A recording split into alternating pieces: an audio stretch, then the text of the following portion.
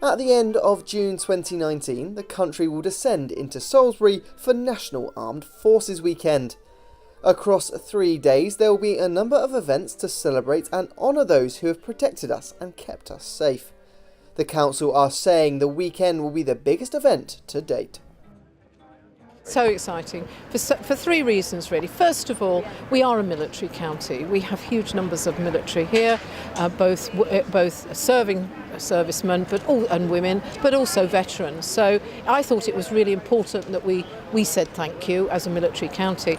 Secondly, when Salisbury's happened, and we've had so much support from the military, but also from the emergency services, for me it was a way of saying when everything had been cleaned up, and we were getting back to normal, saying thank you to those people. And the third thing is that we have 4,000 soldiers coming back from Germany with their families next summer, and it's a nice way of saying welcome home.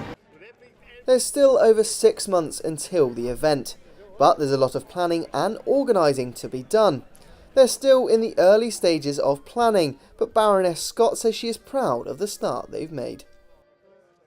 The businesses have been fantastic. We've held 2 events now to try and get some people to sponsor. That's been very positive because it does cost money, and that's been a very positive thing, and people just want to get involved. I think yes, we're building slowly and excitement. And as you say, 6 months to go, but it'll be great, and you'll be hearing a lot more about it in the next 6 months.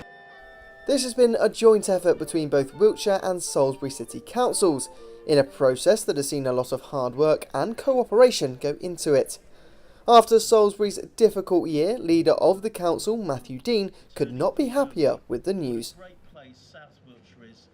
We're absolutely thrilled that Salisbury's been chosen to host the National Armed Forces commemorations. We're going to have a whole weekend of events here in the city centre in our Guildhall and Market Squares, and also at Hudson's Field. It's a tremendous privilege, and it's an opportunity for us to say thank you to the military after the terrible events of March this year.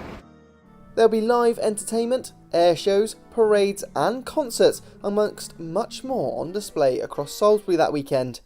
They are expecting up to 250,000 visitors in the city for an event that is special across the country. I think it's extremely special. It's the chance, because of course it happens nationwide, for the nation to say thank you and appreciate its armed forces and all the work that it does for you. I think it's tremendously exciting. I remember the first one, that I visited back in Cardiff in South Wales. That would have been about 2004, 2005. So, it's really has grown over the last 11 years, and it's becoming, taking a higher and higher profile. And I think the ideal part about it is it gives an opportunity for the local community to really interact with the armed forces. There were military vehicles and medals aplenty at the launch event on Friday morning. A repetitive theme from across the speeches that were made was that the event is coming home. Well, Wiltshire specifically, I think, prides itself in being a military county, and the associations, long associations that the military have had with this county, specifically Salisbury Plain, the training area that gains its name from this city, Salisbury Plain, is the key training area that we have in the UK military estate now.